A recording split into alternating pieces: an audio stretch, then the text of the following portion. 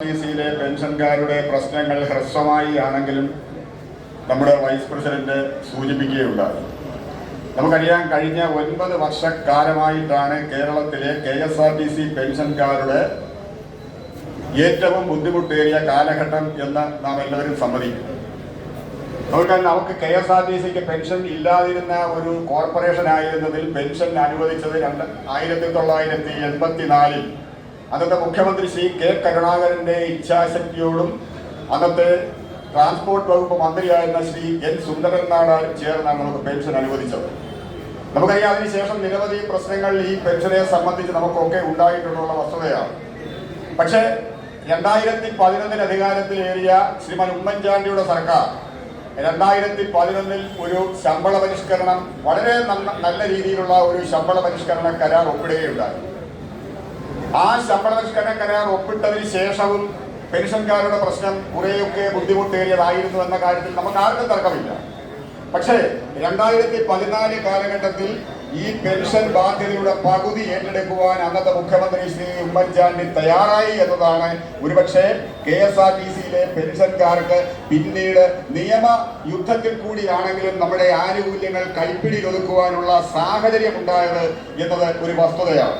നമുക്കറിയാം, ആ കാലഘട്ടത്തിൽ പകുതി തന്നിരുന്നതിൽ നിന്ന് 40 കോടി രൂപ മതിയായിരുന്നെന്നും എല്ലാവർക്കും അറിയാം. 20 കോടി രൂപ സർക്കാർ കൊടുക്കുമ്പോൾ ബാക്കി 20 കോടി രൂപ KSRTCയുടെ കൊടുത്താണ് നമുക്ക് പെൻഷൻ നൽകിക്കൊണ്ടിരുന്നത്.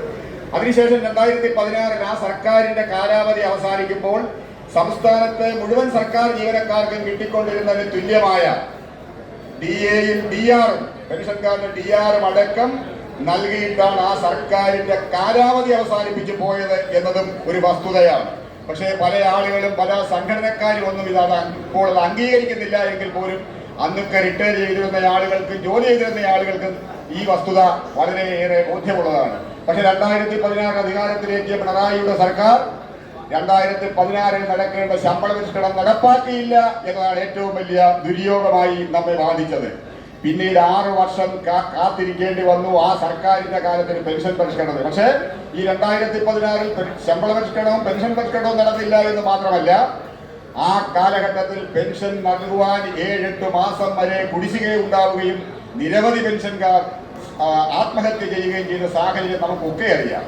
ആ കാലഘട്ടത്തിലാണ് നിരവധി സമരങ്ങൾ, നമുക്കറിയാം, ഇവിടെ നമ്മൾ ധർണ അടക്കമുള്ള പരിപാടികൾ, ഇവിടെ നിരന്തരമായ ധർണയും സമരവും ഒക്കെ നടന്നതിന്റെ അടിസ്ഥാനത്തിൽ 2017 ഈ സർക്കാർ ഒരു പുതിയ തീരുമാനത്തിൽ കൂടി ഈ പെൻഷൻ പദ്ധതി പരിഷ്കരിച്ചതല്ല, അതിന്റെ വിതരണത്തിനുള്ള ഒരു പ്രത്യേക സാഹചര്യം ഉണ്ടാക്കിയതിന് ഈ സൊസൈറ്റികളുടെ കൺസോർഷ്യം വഴി കൊടുക്കുവാനുള്ള തീരുമാനമെടുത്തത്. പക്ഷേ അതിന് നമുക്കൊരു കെണിയായോ എന്ന ഒരു സംശയം ബാക്കി നിൽക്കുന്നു എന്നതാണ് വസ്തുത. അതിലേക്ക് ഞാൻ കടന്നു വരാം. പക്ഷേ ഈ 2017-18 ആദ്യകാലങ്ങളിൽ ഈ പെൻഷൻ അവർ ഏറ്റെടുത്ത് ഈ സൊസൈറ്റി വഴി വിതരണം ചെയ്യാൻ പോകുമ്പോൾ സംസ്ഥാനത്ത് KSRTC പെൻഷൻകാർക്ക് ആദ്യമായി പെൻഷൻ കിട്ടുന്നു എന്ന ധാരണ പരത്തുവാനുള്ള പരിശ്രമം നടത്തി. നമുക്കറിയാം, സെൻട്രലിൽ ബഹുമാന്യനായ മുഖ്യമന്ത്രിയുടെ ഉദ്ഘാടനത്തിൽ ഒരു 2ാം പെൻഷൻ ഉദ്ഘാടനം നടന്ന് KSRTCയിലെ ജീവനക്കാരെയും പെൻഷൻകാരെയും അപഹസിക്കുന്ന ഒരു തീരുമാനം അവർ എടുത്തിരുന്നു.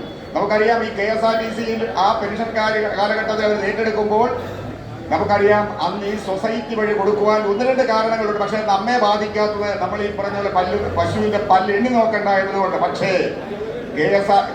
സൊസൈറ്റി മേഖലയിൽ, സഹകരണ മേഖലയിൽ ഏറ്റവും കൂടുതൽ സൊസൈറ്റികൾ കൈവശം വെച്ച് അനുഭവിക്കുന്ന